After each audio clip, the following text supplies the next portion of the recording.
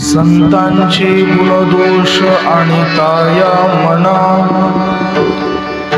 केलिया उगाना सुकृताचा, पिळूनिया पाहे पुष्पांचा परिमळ, चिरोनी केळी केळ गाढवतो,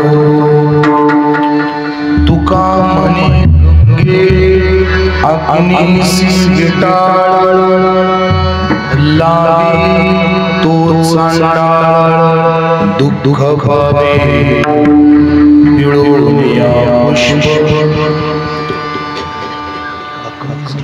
आज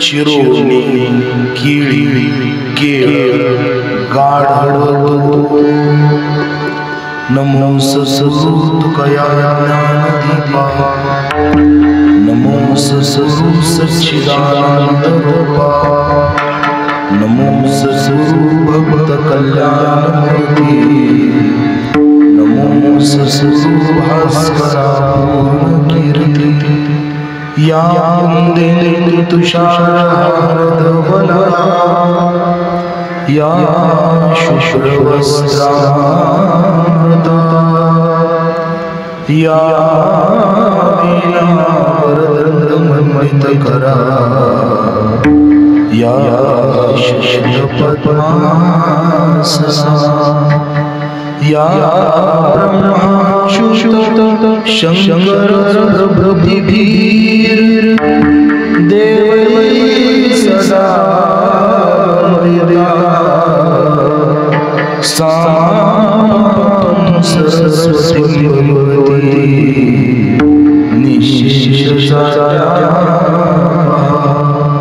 ओम देवराजस्य पावनं त्र्यंबकं व्यालय सुस्रं शेखरं कृपाकरं, नारदादिवृन्दवन्दितं दिगम्बरं, काशीपुरादिनाथ श्रीकालभैरवं भजे, महायोगपीठे तटे भीमरथा, वरपुण्डरीकाय दातु मुनीन्द्रैः, समागत्य तिष्ठन्तं मानन्दकरम्, परब्रह्मलिङ्गं भजे पारब्रह्मं। नमो ज्ञानेश्वरा करुणाकराय, तुमचा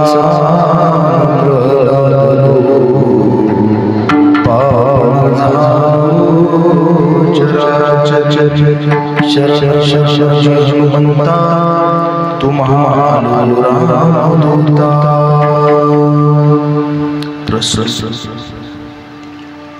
प्राप्त प्रसंगी प्राप्त स्थळी भगवत कथेकरिता, भगवत चिंतनाकरिता, कीर्तन रूपी सेवेकरिता नियुक्त केलेला अभंग जगद्गुरु श्रीमंत श्री संत तुकाराम महाराज यांचा 3 चरणांचा अतिशय मार्मिक आणि विशेष उपदेश करणारा, थोडक्यात आपण रोजच्या दैनंदिन जीवनात सहज करणाऱ्या चुकीपासून आपल्याला सावध करणारा अभंग आहे। या अभंगाच्या संबंधाने आपल्याला अल्पस्वल्प चिंतन करणे आहेच। तत्पूर्वी 2 शब्दांचा अल्पसा परिहार देणं हे वक्ता म्हणून गरजेचं आहे। आपल्या या श्री क्षेत्र खुडसरगाव भगवान क्षेत्रपाल श्री कालभैरवनाथांच्या कृपेने न्हावून निघालेलं हे पुण्यक्षेत्र खुडसरगाव आणि या गावामध्ये भगवान श्री पंढरीनाथ, ज्ञानोबाराय, तुकोबाराय, भगवान श्री काळभैरवनाथ तथा ब्रह्मलीन महंत सोमेश्वर गिरीजी महाराज कोंडी काका तथा ब्रह्मलीन सद्गुरु श्री नारायण गिरीजी महाराज, ब्रह्मलीन सद्गुरु श्री ब्रह्मानंद महाराज उर्फ बापू गुरुजी तथा ब्रह्मलीन सद्गुरु श्री वसंत गुरुंजी मालुंजेकर तथा ब्रह्मलीन आपल्या सर्वांचे हृदयस्थ असणारे स्वामी श्याम सुंदरजी महाराज पुरी आदी महात्म्यांच्या आशीर्वादाने तथा परमपूजनीय गुरुवर्य पीठाधीश्वर श्री दत्त संस्थान श्री क्षेत्र देवगड गुरुवर्य बाबाजी तथा पूजनीय गुरुवर्य स्वामीजी तथा पीठाधीश्वर श्री योगीराज सद्गुरु श्री गंगागिरीजी महाराज देवस्थान, परमपूजनीय आदरणीय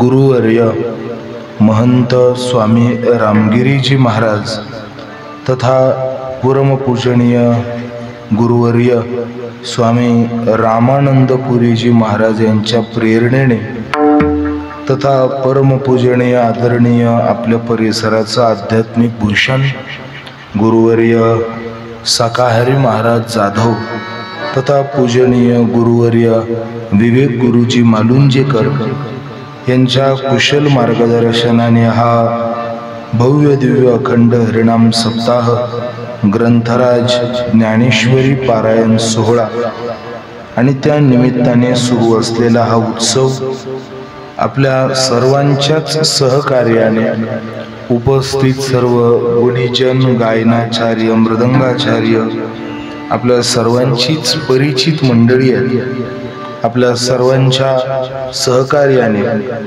आणि आज विशेष म्हणजे ज्यांची उपस्थिती आजच्या या कीर्तन सेवेला आणि आपल्या सर्वांना आशीर्वाद देण्याकरता लाभलेली आहे, आपल्या सर्वांचेच आध्यात्मिक मार्गदर्शक, आपल्या सर्वांचेच श्रद्धास्थान पूजनीय गुरुजींच्या परंपरेचे उत्तराधिकारी परमपूजनीय आदरणीय गुरुवर्य बाबानंद महाराज वीर अर्थातच उर्फ गुरुवर्य वीर भाऊसाहेब आदरणीय महाराजांची पवित्र पावन उपस्थिती या ठिकाणी आणि आज योग आहे. बऱ्याच जणांना कल्पना आहे नाही, आज महाराजांचा अभिष्ट चिंतन सोहळा सुद्धा आहे आणि अभिष्ट चिंतन सोहळ्याच्या निमित्ताने आज हा योग सगळा घडवून आला. बाळासाहेब महाराजांनी आणि संयोजक मंडळींनी जरा योग घडवून आणला. इकडं कधी पाहिलंच नाही. सद्गुरू महाराज या ठिकाणी उपस्थित आहेत. आधी करून विशेष हे की महाराजांचा आज अभिष्ट चिंतन आहे, त्या निमित्ताने त्यांची उपस्थिती आहे आणि महाराजांनी एक आनंदाची बातमी काही दिवसापूर्वी आपल्या परिसरामध्ये दिली, ती म्हणजे गुरुजींच्या परंपरेमध्ये आदरणीय महाराजांनी अगदी तन मन धनाने सर्वांगाने सेवा केली. इथपर्यंत आम्ही पाहिले देह जावो अथवा राहू या भूमिकेपर्यंत बाबांनी सेवा केली आणि गुरुजींच्या परंपरेला फक्त उंचीच देत गेले, कुठेही तिला डाग पडू दिला नाही. असं जीवन पूजनीय बाबांनी जगलं, जपलं आणि ती परंपरा अतिशय शुद्ध आणि सात्विक हेतूने आज आपल्यापर्यंत येऊन सुपूर्त केली आणि ती सुपूर्तही ज्यांच्याकडे केली ते आपल्याच गावचे भूमिपुत्र आदरणीय हरिभक्तीपरायण मधुकर महाराज. आदरणीय मधुकर महाराज हे बाबांच्या सांभाळलेल्या परंपरेचे हे नूतन उत्तराधिकारी म्हणून नियुक्त झालेले आहेत. विठ्ठल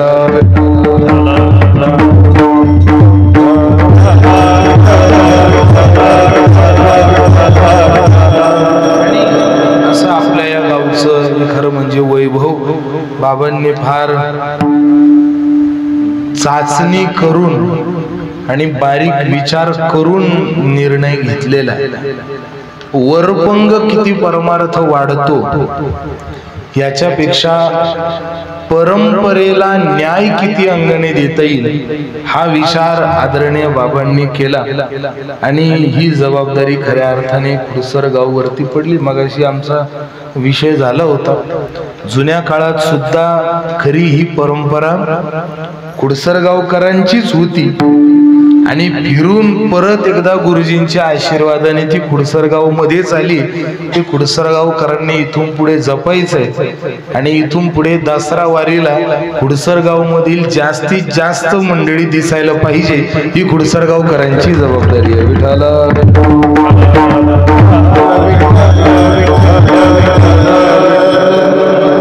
ज्यांचा वाचकांसाठी आपल्या सर्वांना नाश्ता झाला, श्री साहेबराव प्रेमचंद क्षीरसागर, आणि वाचकांसाठी ज्यांचं जेवण झालं श्री चंद्रभान भिवराव पवार, आदी करून सर्व या उत्सवाला उपस्थित पंचक्रोशीतील सर्वच गावकरी मंडळी ज्यांच्या कर्वे हे निमंत्रण आम्हाला प्राप्त झालं, आपल्या गावचं भूषण, परिसरामध्ये ज्यांनी आपल्या गावाला नुसतं तालुक्यापर्यंतच नाही तर जिल्ह्यापर्यंत ज्यांनी आपल्या गावची ओळख ही फार मोठी केलेली आहे, असे संगीत अलंकार हरिभक्ती परायण परमपूजनीय आदरणीय गुरुवर्य बाळासाहेबजी महाराज पवार त्यांच्या कर्वे ही सेवा आम्हाला प्राप्त झाली आणि त्या निमित्ताने आपण सर्व गावातील भजनी मंडळ आपल्या सर्वांच्या निमंत्रणाने आपल्याच परिसरातील पाथरी येथील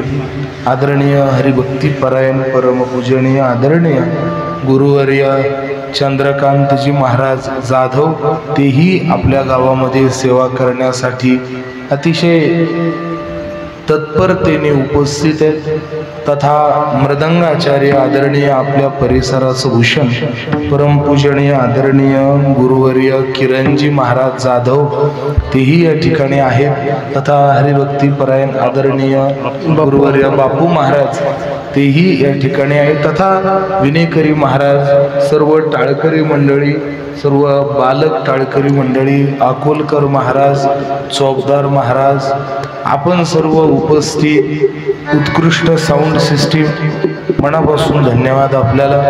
आणि आपण सर्व पितृतुल्य आणि माता भगिनी श्रोते सज्जन, आपल्या सर्वांच्या सहकार्याने हा उत्सव अतिशय संपन्न अशा वातावरणामध्ये पार पडतो आहे। खरं म्हणजे खुडसरगाव हे गाव जुन्या परंपरेचं आणि साधू संतांच्या तथा देवाच्या प्रेमाचं गाव म्हणून परिसरात प्रसिद्ध आहे। या गावाला संतांची परंपरा दिव्य लाभत गेली आहे आणि देवाचा असा कृपा आशीर्वाद आहे की आशीर्वाद इतका पक्का आहे की गावात कुणाला चुकू देत नाही। देव असा पाहिजे की त्याने गावातल्या कुणाला चुकू नाही दिलं पाहिजे, नाहीतर देवाच्या नावाने जर सगळे मजा मारत असले तुकोबराय अशा देवाचा निषेध करतात। सेंदरी हेंदरी दैवते गोणती पूजी भूती घेते, आपल्या पोटासाठी जिरडती मागते शिते अवधान। या अशा देवत्वाला संतांनी जवळ केलेलं नाहीये। संतांना तो देव प्रिय आहे की जो आपल्या भक्तांवरती कृपा करतो, आपल्या भक्ताच्या संकटामध्ये धावून जातो आणि आपल्या भक्ताची काळजी वाहतो। तशा भगवान श्री कालभैरवनाथांची आपल्या गावावरती कृपा आहे। त्यांची कृपा फार मोठी आहे। शोक मोह दैन्य लोभ कोप तापनाशनम ते प्रयांती काल भैरवांत्री संत्री ध्रुवम। जगद्गुरु शंकराचार्य बोलतात की भगवान काल भैरवनाथांच्या उपासनेचं हे विशेष आहे। शोक मोह दैन्य लोभ कोप ताप नाशनम तत्शक्तिभ्यो षड्विकारम परित्यजेत। उपनिषदाचा अर्धवचन आहे 6 प्रकारचे विकार ज्या देवतेच्या कृपेने जातात त्या देवतेला सिद्ध देवता म्हणतात। विठ्ठल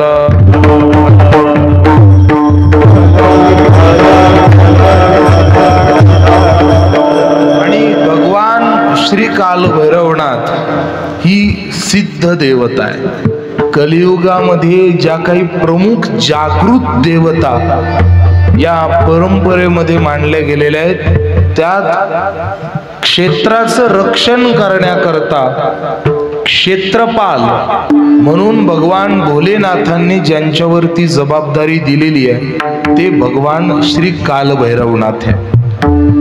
क्षेत्राला सांभाळण्याची जबाबदारी त्यांच्यावर आहे म्हणून ती गावं भाग्यवान आहेत की ज्या गावांमध्ये श्री भैरवनाथांचं विशेष वास्तव्य आहे। आपल्या इथली जी भगवान भैरवनाथांची जी मूर्ती आहे अशा मूर्तीची परत कुठे साठवण सापडत नाही। एकच सापडते, नगरच्या पुढे पारनेरला जर गेलात तर पुणेवाडी म्हणून एक गाव आहे, मगाशी मी बोललो तर पुणेवाडी मधली देवाची मूर्ती आणि आपल्या देवाची मूर्ती ही बऱ्यापैकी मिळती जुळती आहे। फक्त फरक एवढा आहे, आपल्या इथे देवाची मूर्ती सरळ आहे आणि तिथनं देवाची मूर्ती वरून अशी खाली पाहता नाही। तेही भगवान कालभैरवनाथांचं मोठं ठिकाण आहे। आपल्या परिसरात प्रसिद्ध भगवंताची ठिकाणं आहेत पण त्यातल्या त्यात आपल्या गावामध्ये भगवान श्री कालभैरवनाथांचा हा विशेष कृपा प्रसाद आहे आणि हा आपणा सर्व गावकऱ्यांकरता अतिशय दिव्य ठेवा आहे। आणि जो ठेवा हा आपल्याला दाखवला पूजनीय गुरुजींची परंपरा आपल्या गावाला आहे। पूजनीय स्वामीजी श्यामसुंदरजी महाराज खुडसर गाव हे बाबांचं प्रेमाचं गाव ठरलेलं आहे। फार प्रेमाचं गाव ठरलं। किती प्रेम तर स्वामीजींनी कधीही कोणत्या गावाला एवढा वेळ दिला नाही जेवढा खुडसर गावला दिला। आणि किती प्रेम केलं तर गावातलं पहिलं कळसाचं, बरोबर ना, कळसाचं पहिलं मंदिर हे त्यांच्या विशेष दक्षतेने आणि कृपेने गावामध्ये झालं। 4-8 दिवसाला गावामध्ये येऊन ते मंदिर पाहणे, उन्हात उभं राहून स्लॅब बनवून घेतलं महाराजांनी। एवढं लक्ष साधू कोणाकडे देत नाही, पण कलियुगात तर अजिबातच देत नाही। कारण कलियुगात ज्याच्या त्याच्याकडे थोडा बेस वाढवा, कलियुगात ज्याच्या त्याच्याकडे काळ कमी आहे, थोडा मोकळा करा, मोकळा येईल असा। कलियुगामध्ये ज्याच्या त्याच्याकडे काळ कमी आहे, अल्पायुष्य मानव देह फार कमी काळ आहे आणि साधू आपल्या जीवनात श्वासाला सर्वात जास्त जपतात। कारण माणसाचं जगणं आणि मरणं हे दिवसावर नाही आहे, तासावर नाही आहे, मिनिटावर नाही आहे, सेकंदावर नाही आहे, श्वासावर। जगणं मरणं श्वासावर अवलंबून आहे। आपले श्वास कोणत्या मार्गात जातात तुम्ही साधा विचार करा। मरण म्हणजे नेमकं काय? बाहेर गेलेला श्वास आत न येणं म्हणजे मरण, वेगळं काही नाही। मरण म्हणजे मरण लक्षात, कीर्तन ऐकताय ना, पण आवाज येतोय सगळ्यांना? मरण म्हणजे काय? आता बोलताना श्वास मध्ये जातोय, बाहेर येतोय। जिवंत असण्याचं लक्षण बाहेरचा श्वास मध्ये येणं आणि मृत झालो याचं लक्षण बाहेर गेलेला श्वास परत न येणं। विठ्ठल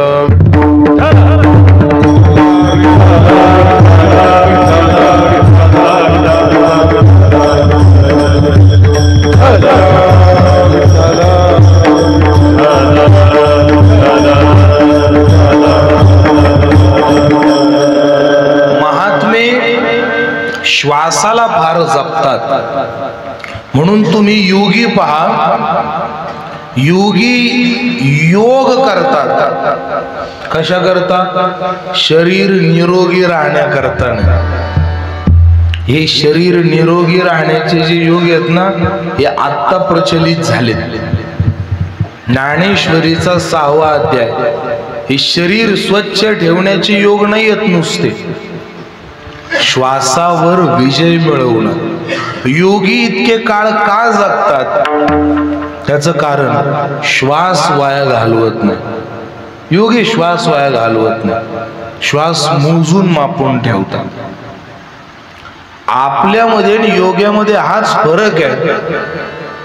ते अशाच ठिकाणी श्वास देतात जिथून त्यांच्या उद्धाराचा मार्ग सुलभ होतो, आणि आपण अशा ठिकाणी श्वास देतो जिथून आपल्या पतनाचा मार्ग सुरू होतो. जरा विचार करा, जरा विचार करा. आपले श्वास परमार्थात जास्त वेगानं धावतात का संसारात जास्त वेगानं धावतात? मी काय विचारलं लक्षात येते ना? मी वेळेत सोडणार, हे काळजी करू नका. कीर्तन कधी सुरू होऊ द्या, बरोबर 10:30 वाजता थांबणार. तुम्ही काळजीच करू नका. 10:30ला थांबणार. फक्त माझ्या प्रश्नाचं उत्तर द्या. आपण परमार्थात जास्त श्वास देता की प्रपंचात जास्त श्वास देता? मग मला फक्त एवढं सांगा, आतापर्यंत एवढे श्वास त्याला दिले, त्याने आपल्याला विचारलं का? सांगू, प्रपंचाचं प्रेम पुढच्या माणसांना विचारत असतं, मागच्यांना विचारत नाही. प्रपंचाचं क्षेत्रातलं प्रेम आहे ना, हे पुढं जात असतं, मागच्यांना विचारत नाही. ज्ञानोबाराय अमृतानुभवामध्ये ही भाषा वापरतात. तव संसाराचे प्रेम देखिता दखल देई तुझी येता, पूर्वाश्रमेचा ठेवा न दिसे तया तो पा. प्रपंच मागच्या माणसांना प्रेम देण्याच्या भानगडीत पडत नाही. साधं सोपं सांगू, खरं खरं सांगा, अगदी खरं सांगा, खोटं बोलू नका. तुमचं प्रेम तुमच्या वडिलांवर जास्त आहे का तुमच्या मुलावर जास्त आहे? खरं बोला बरं का, मारुती शपथ तुम्हाला. इथं का भामटे उत्तर दिले, घरी जाता जाता वाघ भेटेल मी, बाकी काय नाही. सध्या ट्रेंडिंगला येतो. भले भले हादरवून टाकलेत त्याने. त्याची काय चूक आहे? तुम्ही त्याचा प्रपंच उद्ध्वस्त केला, तू तुमच्या प्रपंचाला धडक द्यायला आला, त्याची काही चूक नाही. त्याला दोष द्यायचं बंद करा. मी काय विचारत होतो, तुमचं प्रेम तुमच्या वडिलांवर जास्त आहे का तुमच्या मुलांवर जास्त आहे? कोणावर? मुलांवर. वडिलां साधा हिशोब आहे, ज्यांनी कृपा करून जग दाखवलं त्यांच्यावरचं प्रेम कमी होतं, आणि ज्यांनी लुटलं त्यांच्यावर जीव चढतो. हा कलियुगाचा नियम आहे. विठ्ठल